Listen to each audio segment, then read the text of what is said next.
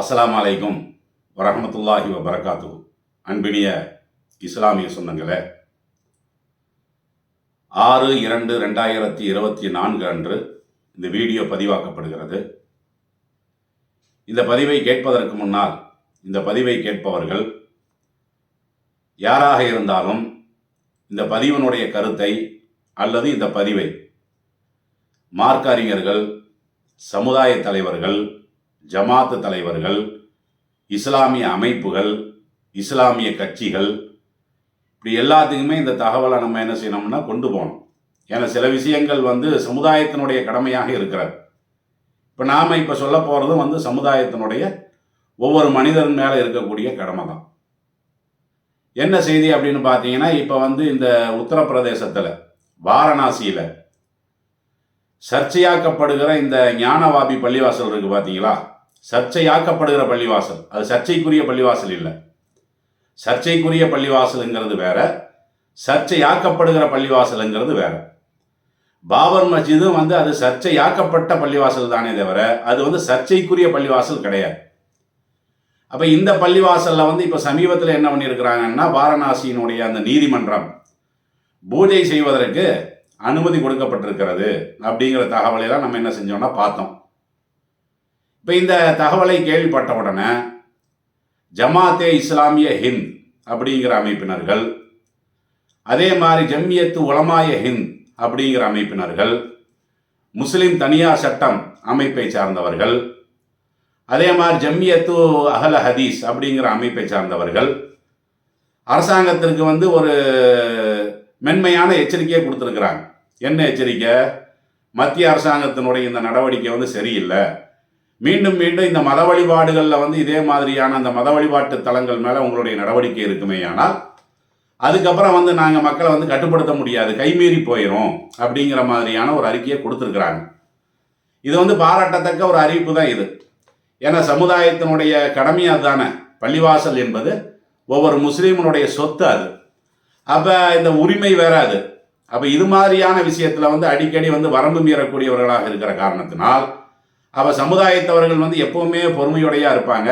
கைமீறி போச்சுன்னா அதுக்கப்புறம் நீங்களை குறை சொல்லி பிரயோஜனம் இல்லை அப்படிங்கிற மாதிரியான தகவலை சொல்லியிருக்கிறாங்க. அது வரவேற்கத்தக்கதான்.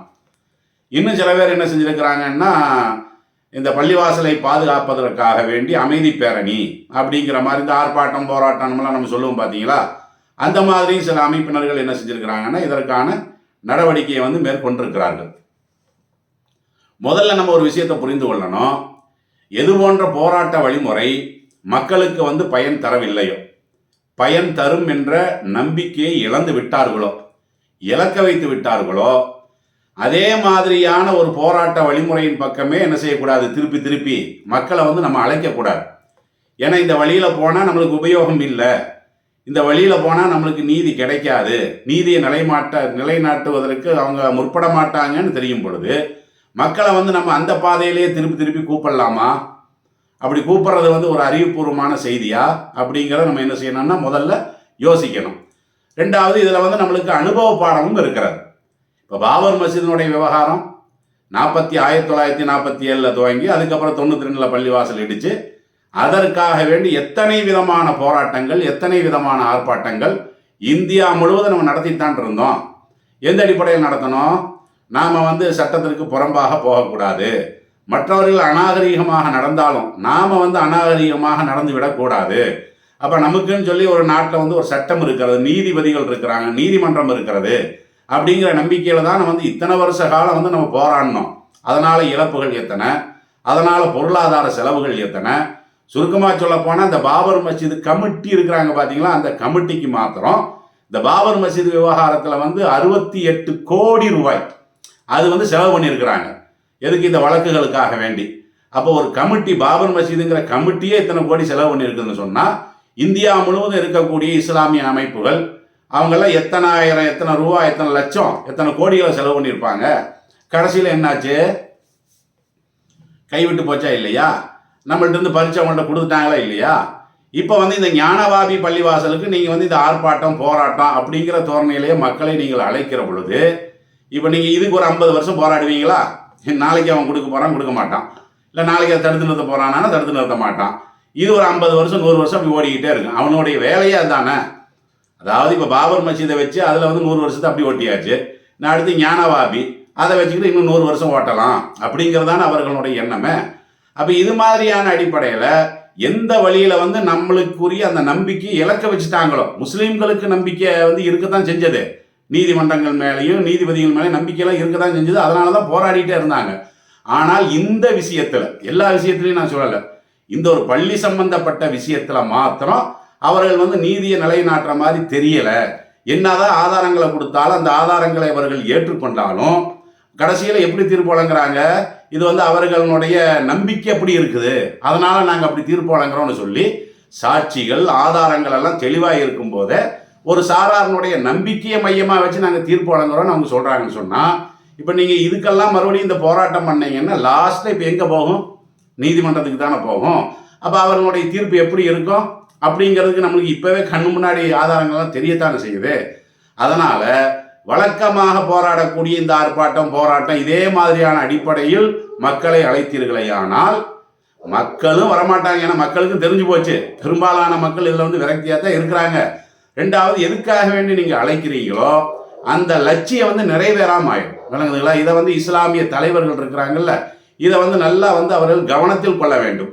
இதை வந்து எந்த மாதிரி நம்ம கண்டிக்கிறது, எந்த இடத்துல வச்சு போராடுவது அப்படியெல்லாம் நீங்கள் அறிக்கை போடுறதுக்கு முன்னாடி முதல்ல இந்த போராட்ட வழிமுறை இருக்குல்ல, அந்த வழிமுறையை வந்து நம்ம எப்படி மாற்றி சிந்திப்பது அப்படிங்கிறது ஒன்று வேணுமா இல்லையா? ஏன்னா நம்ம வந்து இஸ்லாமிய மார்க்கத்தை கொள்கையாக கொண்டவர்கள் தானே. நபிகள் நாயகம் அவர்கள் என்ன சொன்னாங்க? லா யுல்தகுல் மூமின் மின் ஹுஜ்ரின் வாஹிதின் மரத்தை. ஒரு மூமின் ஒரே பொந்தில 2 முறை கொட்டுப்பட மாட்டான். நபிகள் நாயகம் ஸல்லல்லாஹு அலைஹி வஸல்லம் சொன்னாங்களா இல்லையா? ஒரு பொந்து இருக்குது, அதுக்குள்ளே நம்ம என்ன செய்யறோம்? கையை விடுறோம். ஏதாவது ஒன்று இருக்குதான்னு பார்க்கறக்காண்டி கையை விடுறோம். திடீர்னு ஒரு பாம்பு வந்து கொத்திருச்சுன்னு சொன்னால் இப்போ நம்மளுக்கு தெளிவாக தெரிஞ்சு போச்சு இல்லை, அந்த பொந்தில் பாம்பு தான் இருக்குது அப்படின்னு தெரிஞ்சதுக்கு அப்புறமும் மறுபடியும் அந்த பொந்துக்குள்ளேயே போய் கையை போடலாமா? அப்படி கையை போட்டால் வந்து அவன் வந்து அறிவாளியான ஒரு மனிதன் என்று சொல்ல முடியுமா? சொல்ல முடியாது இல்லை. அப்போ அதனால தான் நபிகள் நாயகம் சொல்கிறாங்க, லா யுல்தகுல் முஃமினு மின் ஹுஜ்ரின் வாஹிதின் மர்ரத்தை. ஒரு முஃமின் 2 தடவை என்ன செய்ய மாட்டான்? கொட்டுப்பட மாட்டான் என்று நபிகள் நாயகம் ஸல்லல்லாஹு அலைஹி வஸல்லம் அவர்களும் சொல்லியிருக்கிற காரணத்தினால இந்த பள்ளிவாசல் விஷயத்தில் வளமையாக நம்ம இந்த ஆர்ப்பாட்டம் போராட்டம் அப்படிங்கிற வழியிலேயே நம்ம போயிட்டு இருந்தோம்னு வைங்களேன், அது நம்மளை ஏமாற்றி கொள்றது. விளங்குதுங்களா? அதனால் இந்த போராட்ட வழிமுறைகள் இருக்குது பார்த்தீங்கன்னா, இதை வந்து மாற்றி சிந்திக்கணும். சட்டத்துக்கு மீறி போனாங்கிற அடிப்படையில் நம்ம இதை சொல்லலை. இதற்கான சட்ட வல்லுநர்கள் எல்லாம் இருக்கிறாங்கல்ல, அவர்கள்ட்ட எல்லாம் முதல்ல ஆலோசனையை பண்ணுங்க. அதற்கு எந்தெந்த நிபுணர்களை எல்லாம் அழைக்க வேண்டுமோ அந்த நிபுணர்களை எல்லாம் அழைத்து இந்திய அளவில் அல்லது குறைந்தபட்சம் தமிழ்நாட்டில் கேரளாவில் தானே மக்கள் இந்த விஷயத்தில் வந்து ரொம்ப வீரியத்தோடு இருக்கிறாங்க. அப்போ இங்குள்ளவர்கள் எல்லாம் அழைத்து, அந்த வக்கீலெல்லாம் இருப்பாங்கள்ல, படித்தவங்களாம் இருப்பாங்கள்ல, அப்போ இந்த வழியில் போனால் எங்களுக்கு தீர்ப்பு இப்படி தான் வருது, அநியாயமாக தான் இருக்குது, இதை எப்படி நாங்கள் வந்து போராடுறது, இதை எப்படி நாங்கள் எடுத்துக்கொண்டு செல்வது அப்படிங்கிற மாதிரியான இந்த ஆலோசனை கூட்டத்தை முதல்ல இஸ்லாமிய இயக்கங்கள் இருக்கிறாங்கல்ல, இஸ்லாமிய தலைவர்கள் முதல்ல இது சம்பந்தமான ஆலோசனையை நீங்கள் பண்ணுங்க. மக்கள் அழைக்கிறது 2வது, வாங்க போராட்டத்துக்கு வாங்க ஆர்ப்பாட்டத்துக்கு வாங்கன்னு அழைக்கிறது 2வது. மக்கள் கூப்பிட்டா வரத்தான் செய்வாங்க. ஆனால் நீங்கள் முதல்ல என்ன செய்யணும்னு கேட்டால், இந்த போராட்ட வழிமுறை இருக்குல்ல, அதாவது எந்த வழிமுறையில் போராடணும்னு நீங்கள் சொல்கிறீங்க நம்மள்கிட்ட கேட்கக்கூடாது. ஏன்னா நம்ம வந்து அந்த ஞானம் பெற்றவர்கள் இல்லை. மார்க்க பார்வையில் ஒரே பொந்தில் 2 தடவை கொட்டுப்படக்கூடாதுன்னு நபிகள் நாயகம் சொன்னாங்கல்ல, அதைத்தான் நம்மளுக்கு சொல்ல முடியும். இது மாதிரியான வழிமுறைகளை பொறுத்த வரைக்கும் எல்லா தலைவர்களும் சேர்ந்து உட்காந்து சிந்திக்கணுமே இல்லையா? போராட்டத்துக்குன்னு பலவிதமான வழிமுறை, சில போராட்டங்கள் மென்மையாக இருக்கும், சில போராட்டங்கள் கொஞ்சம் என்ன இருக்கும், கடினமாக இருக்கும். நான் சட்டத்துக்கு புறம்பாக இருக்கிறத நான் சொல்ல வரல. சில போராட்டங்கள் நமக்கு இழப்பை தரும். அப்போ வேற ஒரு அறிஞர் கூட இப்போ வந்து சமீபத்தில் ஒரு விளக்கம் சொல்லத்தானே செஞ்சார். இப்போ NPR NRC இதுக்கெல்லாம் வந்து மக்கள் போராட்டத்தானே செஞ்சாங்க. அந்த போராட்டம் பார்த்தீங்கன்னா இந்தியாவில் இதுவரை நடைபெற்ற போராட்டங்கள் அது ஒரு வித்தியாசமான போராட்டம். அதுவும் இந்திய திருநாட்டில் அனுமதிக்கப்பட்ட போராட்டம் தான். ஆனால் அந்த மாதிரியான ஒரு போராட்டம் இதுவரை இந்தியாவில் நடந்திருக்குதா? இந்த NPR NRC அப்படிங்கிற இந்த சட்டத்திற்கு எதிராக நடத்தினாங்களா இல்லையா? மக்கள் வெள்ளம் வந்து பெருகுச்சா இல்லையா? உலகமே திரும்பி பார்த்துச்சா இல்லையா? அப்போ இது மாதிரியான வேற ஏதாவது ஒரு தோரணையில் சிந்திச்சு இந்த முறையில் வந்து நம்ம போராடணும், இந்த முறையில் வந்து நம்மளுடைய எதிர்ப்பை தெரிவிக்கணும், இந்த முறையில் தான் நம்ம வந்து இந்த விஷயத்தில் நியாயத்தை என்ன செய்ய முடியும், வாங்க முடியும் அப்படிங்கிற அடிப்படையில் அதற்கான வல்லுநர்களை எல்லாம் ஒன்று திரட்டி என்ன செய்யுங்க, இந்த விஷயத்தில் வந்து நீயா நானா அப்படியெல்லாம் பார்த்துட்டு இருந்தால் மறுபடியும் இதே மாதிரி தான். மறுமையில் அல்லாஹ் கேள்வியும் கேட்பான், அதையும் நல்லா விளங்கி கொள்ளணும். விளங்குதுங்களா? சும்மா வந்து கூட்டத்தில் பள்ளிவாசல் கத்திட்டானான்னு மட்டும் அல்லாஹ் பார்ப்பானா, இல்லை நீ அதற்கான அந்த புத்தியை நீ கரெக்டாக பயன்படுத்தினியா, சிந்தனை கரெக்டாக பயன்படுத்தினியான்னு நல்லா கேட்பானா இல்லையா? அதனால் இதில் நீங்கள் என்ன செய்யுங்க, கவனம் செலுத்துங்க. இன்னொரு விஷயத்துலையும் கவனம் செலுத்தணும். என்ன விஷயம்? இப்போ பாபர் பள்ளிவாசலை வந்து இடிக்கிறத ரொம்ப முன்னணியாக செயல்பட்டால் பல்பீர் சிங், அது நம்ம எல்லாத்துக்கும் தெரிஞ்சது தானே. பாபர் மஸ்ஜிதினுடைய இந்த குவிமாடத்தையே அந்த ஆள் தான் இடிச்சு தள்ளினார். கடைசியில் அல்லாஹ் வந்து அந்த ஆளுக்கு என்ன செஞ்சுட்டான்னா நேர் வழியை கொடுத்துட்டா, ஹிதாயத்தில் வந்தார். இப்போ சமீபத்தில் மௌத்தா போயிட்டார்.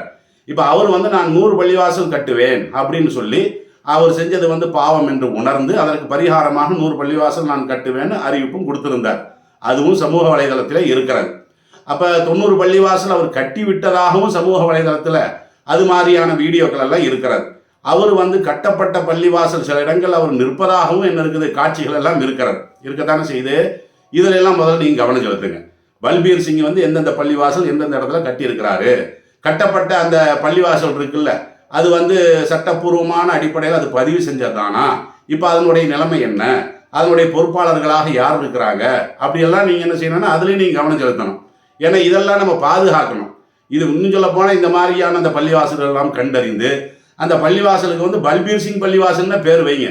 பல்பீர் சிங் பள்ளிவாசல் 1, பல்பீர் சிங் பள்ளிவாசல் 2, இப்படி சொல்லி நம்பர் போட்டே பேர் பதிவு பண்ணீங்கன்னா எதிர்காலத்தில் வரக்கூடியவர்கள், அதை பார்க்கக்கூடியவர்களுக்கெல்லாம் என்ன தெரியும், என்னடா பல்பீர் சிங் பள்ளிவாசல் 1, பல்பீர் சிங் பள்ளிவாசல் 2 எதுக்காக இந்த பேர் வச்சாங்க அப்படின்னு சொல்லி அவர்கள் சிந்திக்கும் பொழுது கேள்விப்படுவாங்களா இல்லையா? இவர் யாருன்னா இவர் தான் அந்த பாபர் மஸ்ஜிதை இடிக்கிறதுல வந்து ரொம்ப முன்னணியில் இருந்தார். இவர் இடித்து இவரே அதை தப்புன்னு சொல்லி உணர்ந்து தான் பள்ளிவாசல் என்ன செஞ்சிருக்கிறாரு, கட்டி கொடுத்துருக்கிறாரு. ஆனால் இவர் இடித்த பள்ளிவாசல் இடத்துல வந்து கோவில் கட்டப்பட்டிருக்கு அப்படின்னு சொல்லி பின்னாடி வரக்கூடிய சந்ததிமார்கள் இந்த வரலாற்றை நம்புவதற்கு, இந்த வரலாற்றை அறிந்து கொள்றதுக்கு இதெல்லாம் மிகப்பெரிய சான்றாக இருக்கிறது. விளங்குதுங்களா? அதனால் இந்த பல்பீர் சிங் கட்டிய அந்த பள்ளிவாசலையும் நம்ம என்ன செய்யணும், கவனம் செலுத்தணும். இதெல்லாம் சமுதாயத்தின் கடமையாக இருக்கிறது. அதனால தான் நான் துவக்கத்திலே சொன்னேன், இந்த செய்தியை கேட்பவர்கள் நீங்கள் யாராக இருந்தாலும் சரிதான் என்ன செய்யுங்க, இதை வந்து இஸ்லாமிய அறிஞர்கள், அதே மாதிரி இஸ்லாமிய அமைப்புகள், அது இஸ்லாமிய கட்சிகள், யாரெல்லாம் நீங்கள் வந்து பெரிய ஆளுன்னு நினைக்கிறீங்களோ, பெரிய பெரிய ஜமாத்துன்னு நினைக்கிறீங்களோ, எல்லாத்துக்குமே என்ன செய்யுங்க, இந்த கருத்தை எடுத்து கொண்டு போங்க.